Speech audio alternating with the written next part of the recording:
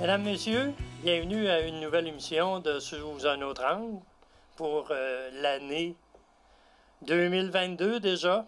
Alors, notre premier invité pour cette année, c'est le nouveau maire de Thetford, M. Marc-Alexandre Brousseau. Alors, M. Brousseau, je vous félicite pour votre élection qui a été quand même assez convaincante, on pourrait dire. On peut dire que ça s'est bien passé, effectivement. Monsieur Brousseau, avec votre nouveau mandat de 4 ans, vous avez l'intention d'aller vers où? Bien, en fait, il y a plusieurs aspects qu'il faut travailler. Dans le fond, il y a des projets qu'on a puis qui doivent aussi s'attarder aux problèmes qu'on rencontre.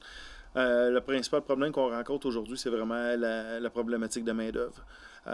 Donc, de quelle façon on peut s'attaquer à la problématique de main-d'œuvre? C'est en étant attrayant. Donc, il faut attirer des gens chez nous. Il faut se montrer vraiment sur notre meilleur jour. Il faut parler de Thetford de façon positive.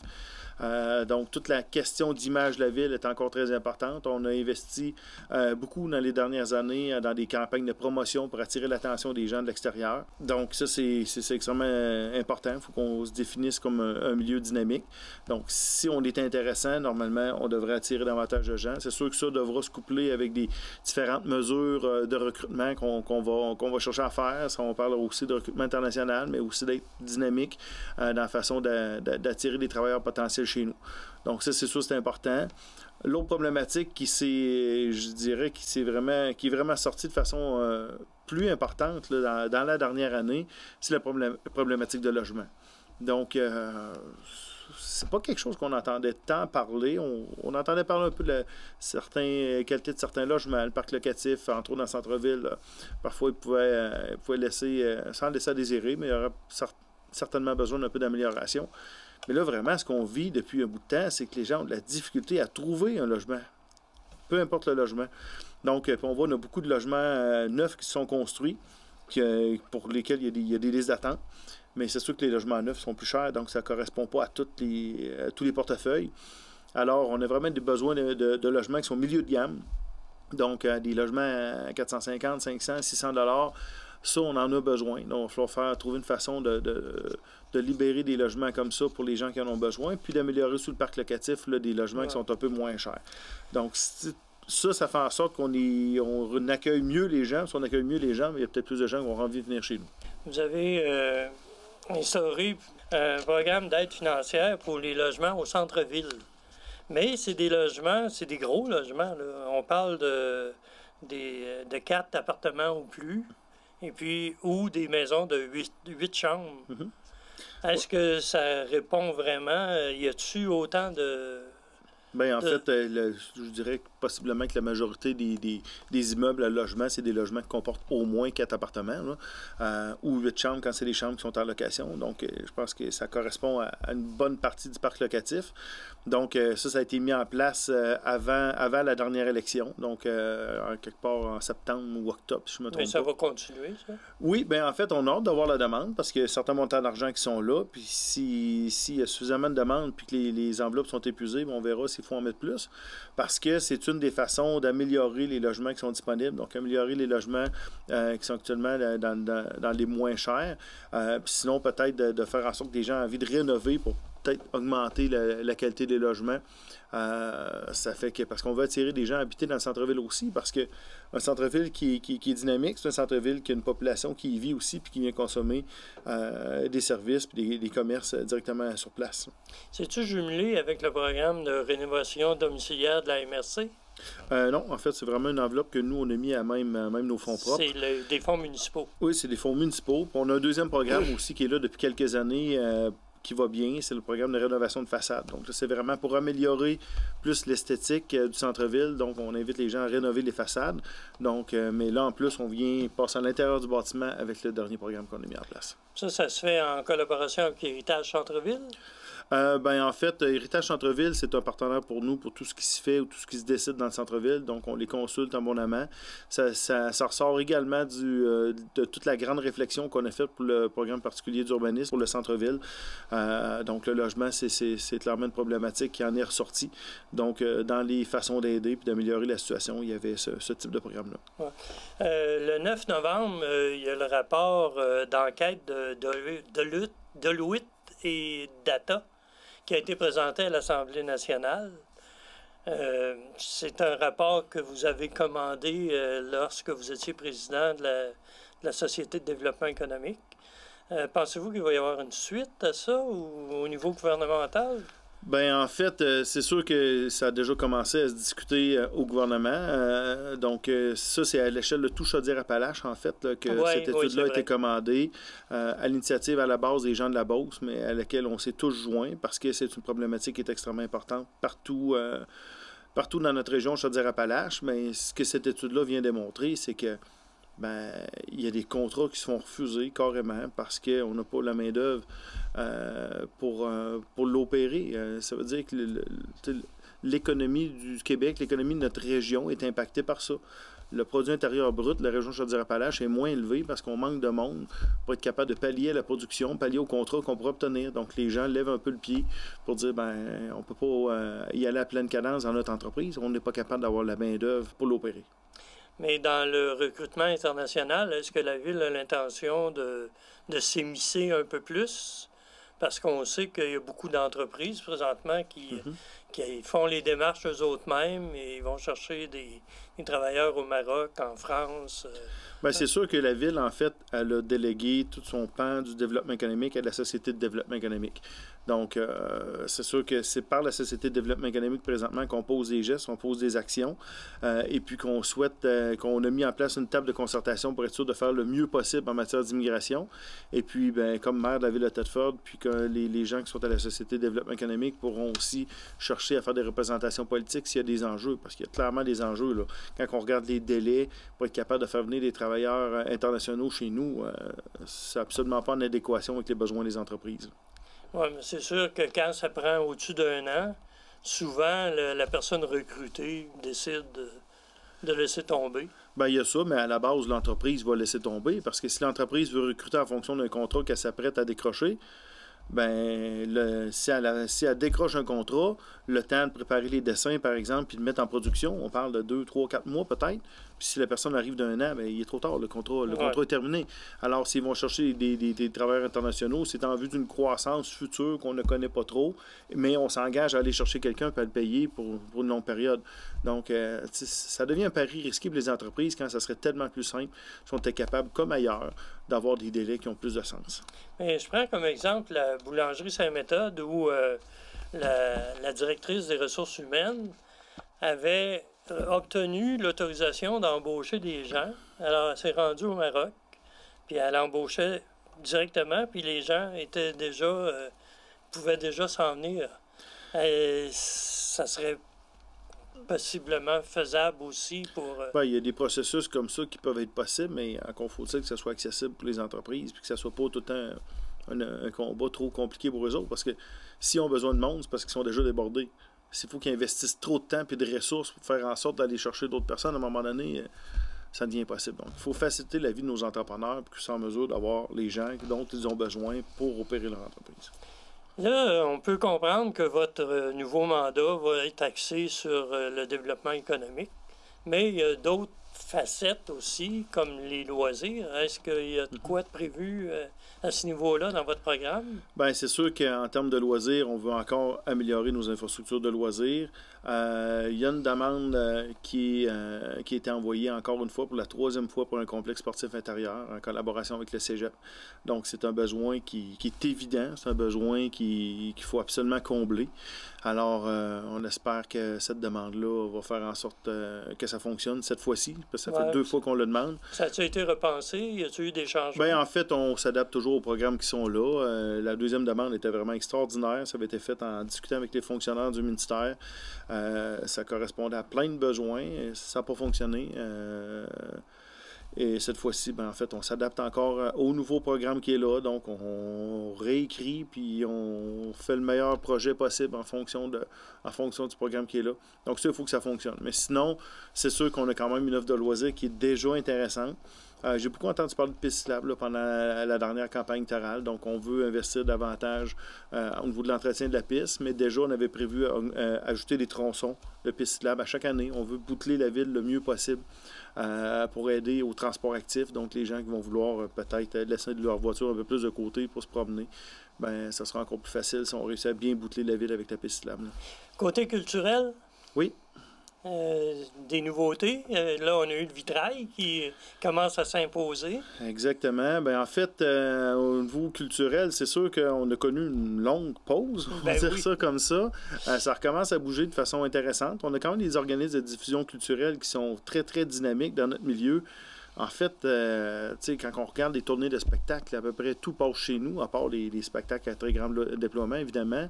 En termes d'art visuel, on est très bien pourvu aussi. En termes musical, ça va bien.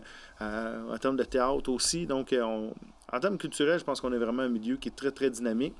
Mais il faut que notre population les encourage aussi. Il faut aller voir les spectacles. Il faut les encourager à être présents. C'est ce qui fait en sorte qu'eux ont un roulement qui leur permet, encore une fois, d'élargir leur offre. Là. Et il faut que le public soit au rendez-vous.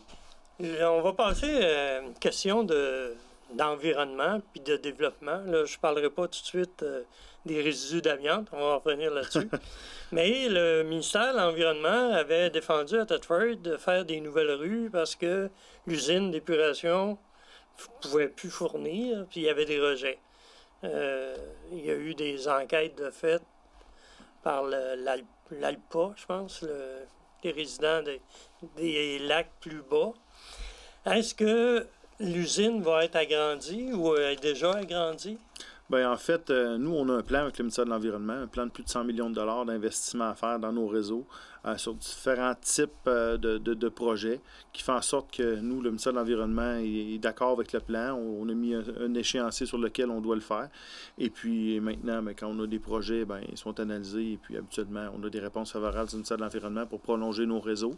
Donc, on met déjà quelques millions par année. C'est quand même beaucoup d'argent, quelques millions par année qui sont investis pour améliorer la situation, notre bilan environnemental. Ouais. Souvent, je dis ça de cette façon-là.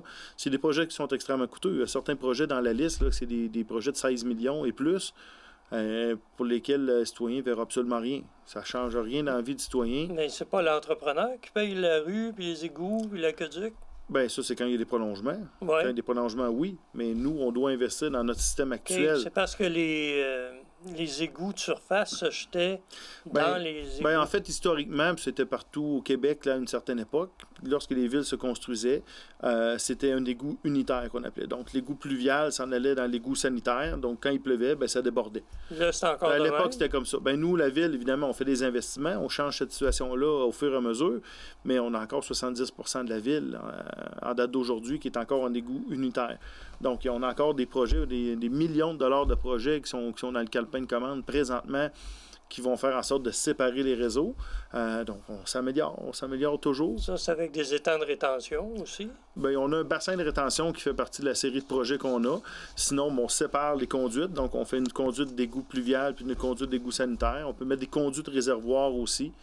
Donc, ça, à quelques endroits, on a mis ça. Donc, il y a différentes façons d'intervenir pour faire en sorte que quand il pleut, bien, qu'il y ait beaucoup moins de débordements. C'est juste qu'on peut pas, comme je l'ai dit, pour régler la situation, on parle de plus de 100 millions de dollars. Puis évidemment, avec un budget de 49 millions, on ne peut pas régler ça dans un an. Temps par année. Puis, on en met le plus qu'on peut. Puis là, c'est sûr qu'on aimerait accélérer un petit peu, mais il reste que ça va selon la capacité de payer des contribuables aussi. Là. Puis si on passe aux fameux éléments des résidus miniers qui coûtent à la ville une fortune, est-ce qu'on peut croire qu'il va y avoir du développement puis de la compréhension surtout? Bien, c'est sûr que en fait, il y a beaucoup d'incompréhension dans ce dossier-là. Donc, on espère, là, on est en janvier, on espère que le gouvernement bouge, évidemment. Donc, le rapport du BAP est sorti il y a déjà très longtemps. Et puis, c'est ça, on a hâte de voir. On a comme indice que le gouvernement souhaite faire quelque chose. Donc, on veut juste participer à la solution pour être sûr que ce soit la bonne qui soit mise sur la table. Au niveau du centre des congrès, ça va bien. Est-ce qu'il y a d'autres éléments qui peuvent se développer autour de ça? Parce que les gens là-bas sont quand même très dynamiques. Est-ce que la ville est mêlée à des projets qui peuvent... Bien, en fait, la ville est mêlée au centre de congrès. Le centre de congrès nous appartient. C'est ça. Sinon, ben, oui, c'est un site qui est dynamique parce qu'on a vu toute l'offre de services qui s'est vraiment diversifiée dans ce secteur-là. Il y a eu récemment une annonce comme de quoi le camping allait agrandir encore une fois. Et puis, on a le développement domiciliaire qui va bon train aussi dans le secteur. Donc là, on a vraiment un mix de différents services hôteliers, de services de loisirs, de services d'hébergement, en plus d'avoir le développement domiciliaire qui se passe bien, donc tant dans le multilogement que dans la maison familiale ou jumelée. Alors, c'est vraiment un secteur qui est intéressant pour nous, là, qui se développe très bien. Si on venait à vous, personnellement, vous avez été impliqué dans votre dernier mandat au niveau de l'UMQ, beaucoup. Est-ce que vous avez l'intention, parce que là, vous allez être dans la gang des jeunes, parce qu'il y a beaucoup de jeunes maires qui ont été élus. Avez-vous l'intention de continuer? Bien, présentement, je suis quand même en fonction pour différents mandats où est-ce que ça continue. Donc, oui, sur le conseil d'administration, le comité exécutif. Donc, je quand même fait partie des 15 qui sont sur le comité exécutif. C'est quand même intéressant. Ça nous permet d'avoir accès à de l'information privilégiée, d'avoir accès à un beau réseau de contacts dans le monde municipal également. Je suis encore président du caucus d'essai régional, donc 27 villes qui représentent 1 million d'habitants. Alors, ça aussi, ça donne une belle influence à la ville de Thetford. Sinon, bien, par intérêt ou par souci de pertinence, bien, je me suis impliqué dans d'autres comités qui sont différents. En fait, il y a plusieurs comités où est-ce que je m'implique à l'UMQ parce que je juge que c'est important pour la ville d'aller porter la voix soit de nos entrepreneurs ou soit de notre ville ou d'aller chercher de l'information qui va être utile à la bonne gestion de notre ville. Donc, soit en termes de développement économique, de sécurité publique, de communication, de gouvernance. Donc, je suis impliqué dans plusieurs comités là-bas. Puis, c'est extrêmement utile pour la ville. Vous avez mentionné le transport régional. Ici, on a un aéroport. Est-ce qu'on peut penser qu'il va y avoir des développements à ce niveau-là pour avoir un service peut-être Thetford-Québec ou Thetford-Montréal? Je pense qu'on est plus présentement dans l'objectif de bien desservir les gens qui sont des utilisateurs de l'aéroport. On a fait certaines études aussi pour essayer de voir est-ce qu'il y a des développements possibles à cet endroit-là. Alors, on a hâte de voir comment ça va aller, mais il y a quand même des choses assez originales présentement qui se discutent pour notre aéroport. Là. On a eu cet été la rencontre avec Boralex pour un peu... regarder ce qui pouvait se faire au niveau éolien. Est-ce que la ville est d'ouverture pour des éoliennes supplémentaires sur les terrains de la ville? Bien, en fait, il va falloir voir physiquement qu'est-ce qu'il y en a. Je n'ai pas l'information à quel endroit, quel terrain pourrait être ciblé pour ça. Mais c'est sûr que ça va être une discussion à avoir avec le conseil parce que si on me demande mon opinion personnelle, j'aimerais bien que la ville puisse être partenaire, même au-delà des partenariats qu'on a connus, partenaire peut-être même au niveau de l'actionnariat de certains projets pour pouvoir diversifier nos revenus.